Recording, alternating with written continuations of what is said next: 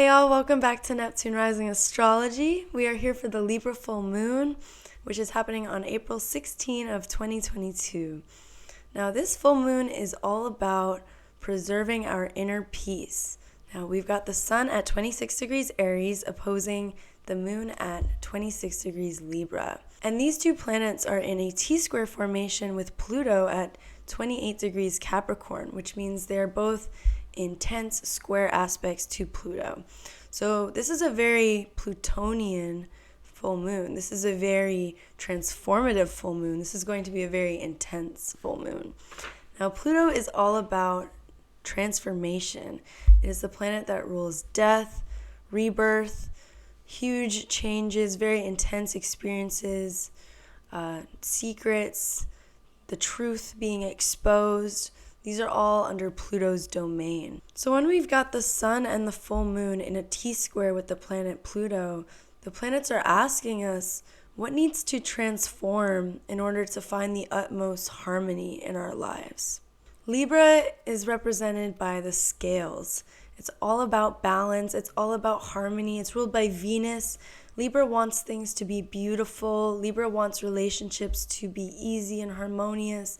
Libra wants people to be nice and polite and kind, But Libra, being represented by the scales, is also about justice. Libra cares about fairness. And it's an air sign, which means it's not super emotional. This is a very mental energy. This is about using your mind to gauge the reality of your relationships, the reality of what you're giving and what you're receiving, and if that is balanced. At this Libra full moon, this is the time to reset the scales. Aries is about the self. Aries is about putting oneself first, being honest with yourself, taking a good look at yourself, and seeing that your relationship with yourself is actually the one that needs to come first. Because your relationship with yourself is the one that's going to influence your relationships with everyone around you, with everything around you, with your environment, with your money, with your values. It all starts with you. It all starts with the first sign. It all starts with Aries. So now is the time when the sun in Aries and the moon in Libra are opposing each other and they're taking a good look at each other. The Libra moon is looking at the Aries sun being like, what are you doing for yourself to make this balanced? And the sun in Aries is looking at the Libra moon and being like, what are my relationships doing for me? What do I need to cut out in order to find my inner peace?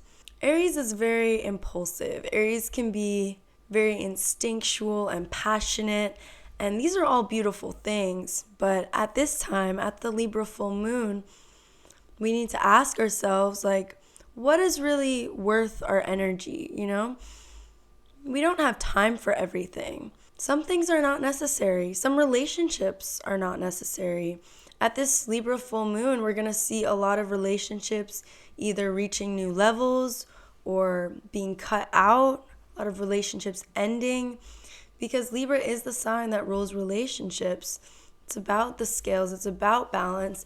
And if things are not in balance, we either got to cut them out or we got to figure out a way to balance those scales. We got to figure out a way to reset our equilibrium. This is the time to be honest with yourself about what you need to do to have the most balanced relationships in your life, including the one with yourself, With Pluto in Capricorn involved in this full moon, we also really need boundaries, We need boundaries because while Aries is very fiercely independent, Libra can be kind of codependent. Libra lives for love. Libra lives for relationships. So if this is our need right now, there is a danger of going too far in one direction. And that's where Pluto in Capricorn steps in to have strong boundaries. Capricorn rules boundaries. Pluto is the truth of the matter. So the truth of the matter is that we need strong boundaries. We need to be able to see the reality of our situations. And we need the truth of our feelings to come out. Individually, Sun square Pluto and Moon square Pluto are both kind of tense aspects, The moon rules our emotions and Pluto is very intense. So Moon square Pluto is going to have very intense, conflicting, fluctuating emotions, Pluto likes to be in control. Pluto likes to be in power. So there is an aspect of obsessiveness or compulsions coming up, and our emotions are going to reflect this, especially because it's in Libra. This is going to show us how do these compulsions, how do these obsessions come up in our relationships. And with the Sun square Pluto, now is really the time to transform our sense of self. Now is the time to transform the way we see ourselves, the way we identify, the way we shine our light. Pluto is the god of the underworld. So at this time, the sun and the moon are going through an underworld initiation. This full moon is a huge time for rebirth. This is a huge time for cutting things out completely. Like, really, whatever is not serving you, whatever throws your life out of balance, out of whack, whatever doesn't feel peaceful to you, you kind of need to cut that out right now. Pluto is hello, that is not going to work. It's going to show you exactly what doesn't work. That's the beauty of Pluto. It is very intense. It can be scary. It can be a lot. But you can always count on Pluto to show you the truth, And at this time, truth is a little bit of a rarity because we've got an exact conjunction between Jupiter and Neptune. Jupiter and Neptune, this is one of the biggest transits of the year of 2020. And this is the only time we're ever going to experience Jupiter and Neptune conjunct in Pisces in our entire lives. This is never going to happen again.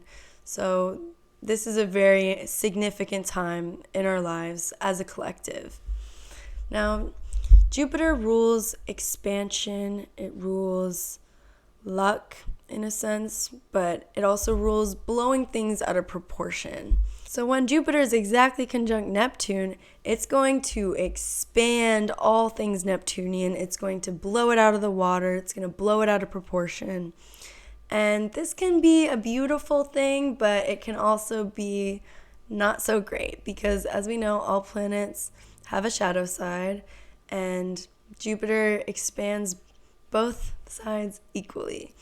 So the beautiful thing about this transit is there's going to be an amazing, magical expansion of inspiration, creativity, empathy, connection, sensitivity, the feeling that we are all one, we are all in this together,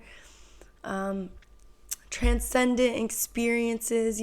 Neptune is the higher octave of Venus, so Neptune is beautiful spiritual love, higher than reality, But unfortunately, that's not all Neptune rules. Neptune also rules illusions and deception. With Jupiter conjunct Neptune, we also have to be aware of rose-colored lenses because Neptune does not like reality. Neptune does not want you to see things clearly.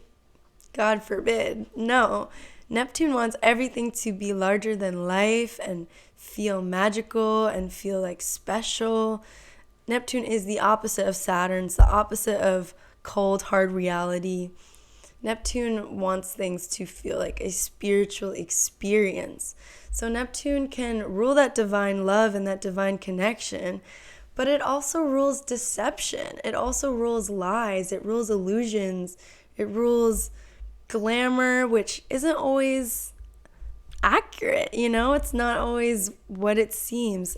With Neptune, everything is not as it seems, Wizards of Waverly Place said it first. Neptune is not going to show you the reality of the situation. So at this time, a lot of lies, a lot of ways you've been deceived or cheated may be coming up to the surface. Things you did not see clearly are coming up to the surface. And this can feel really shitty, obviously. But with Neptune, the lesson here is to surrender.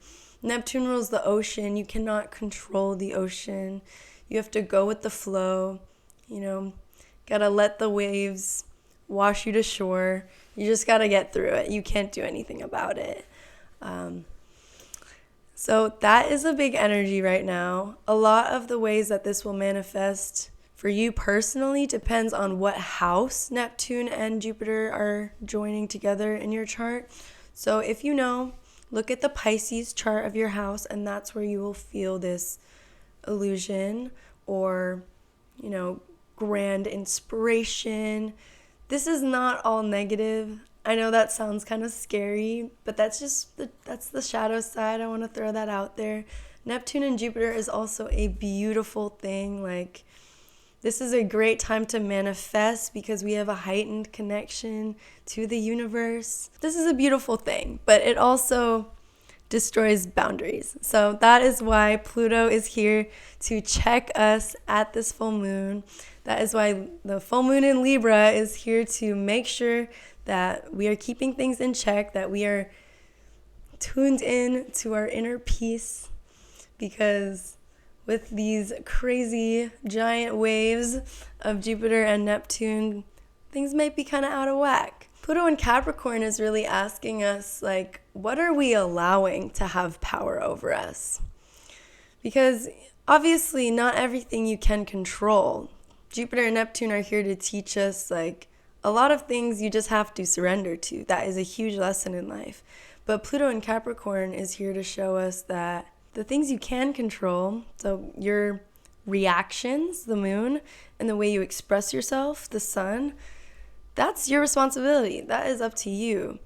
And that is going through a necessary transformation at this time. That is going through a rebirth. Libra shows us what energies we attract, but the reason that Libra is opposite Aries is because that is based off of who we are as individuals, What foot are we putting first?